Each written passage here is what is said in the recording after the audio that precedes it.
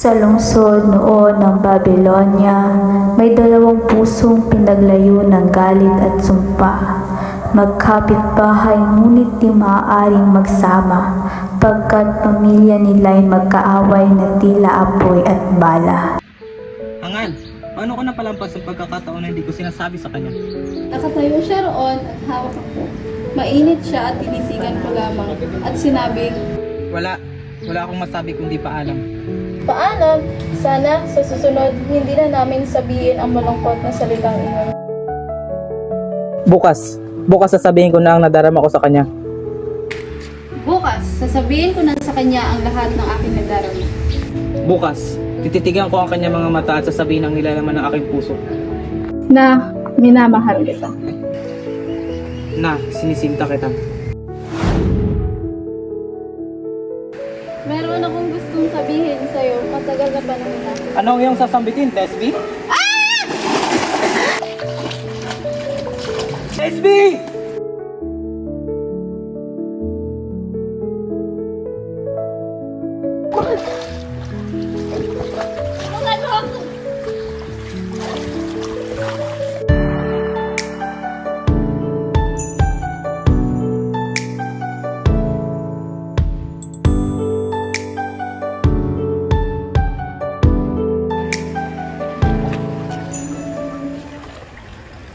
Hinihirog kita pero ako'y nahuhulog na sa'yo.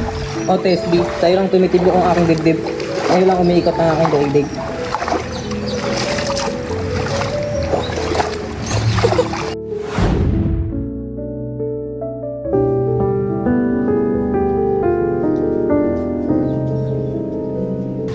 Anak!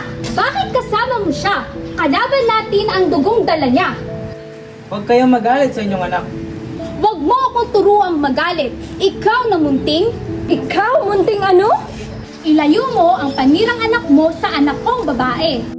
Ginang, ang pag-ibig po'y wagas at totoo. Walang masama sa pusong sumusuyo. Hindi maaari. Iyan ay bawal. Inyong pag-iibigan ay aking puputulin agad.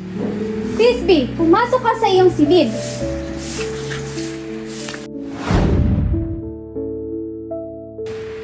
Tisby, nasaan ka aking mahal? Mahal ko, naririto ako. Tisby, naririyan ka ba? Huwag kang maingay. Hindi maaaring malaman ng magulang ko ang tungkol dito. Matahimik siya. Ako ay nasasabik na makita ka. King ako mandil. Dito ako ikinulong ng aking mga magulang upang makalimutan ka at malayo sa'yo. Bakit nila gagawin ang mga bagay na iyon? Natatakot sila na baka tayo ay magtanan. Yun nga, maaari tayong umalis na magkasama at tayo magtatanan. Kapag kasal na tayo, wala na magagawa ang mga magulang natin. Handa ka bang magpakasal? Oh, ngunit kailangan ko nang umalis. Magkita tayo dito bukas ng gabi kapag tulog na ang iyong mga magulang. Oh, at magkakasama tayo ng ilang taon. At maghihintay ako ng ilang libong taon para sa'yo. Tisby, naririyan ka ba? Oo, Handa ka na bang umalis? oo. Hindi ako makapaniwala na gagawin natin to na para bang panaginip. Magkita tayo bukas ng gabi sa matandang puno ng mulberry sa may ilog. Hindi ba tayo aalis ng magkasama? Mas ligtas iyon. Ikaw muna ang mauna at kikitain kita doon pagkatapos. Masusunod, mahal ko. Ako'y nagtitiwala na ika'y susunod.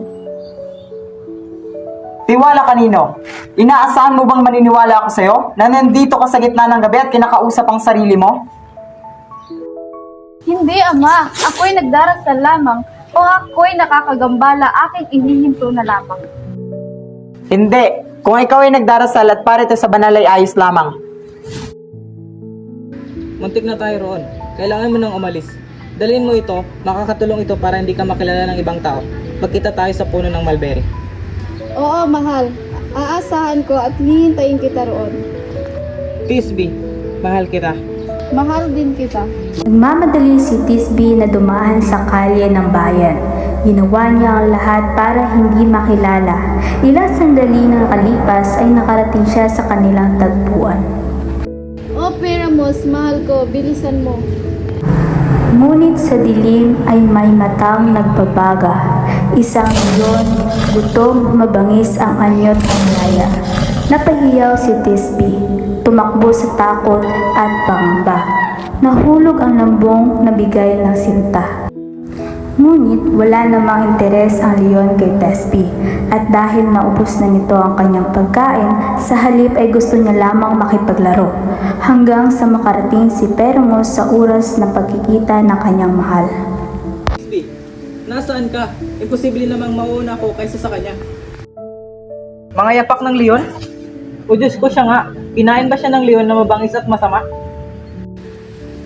Ako ang may sala. Ako ang dahilan. Anong silbi ng aking buhay kung wala ang aking mahal?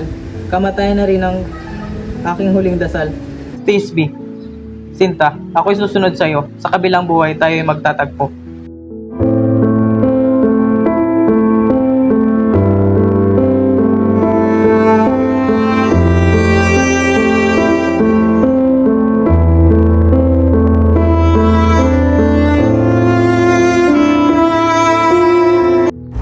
Tumakbo si Tesby pabalik sa mulberry na puno, kung saan dapat magkikita ang dalawang nagmamahalan.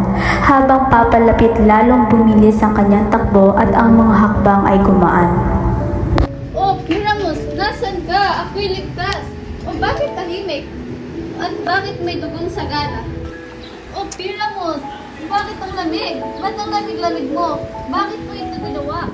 Ko? Mahal ko.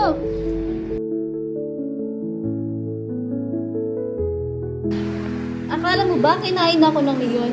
Ngunit sa halip na mabuhay, ninais mong samahan ako. Narito na ako, Piramos. Bumalik ka sa akin. Oh, Piramos, bumalik ka, mahal ko. Gumising ka, gumising ka. Kung hindi ka na babalik sa akin, ako na lamang ang susunod sa iyo. Magkasama tayo hanggang sa dulo.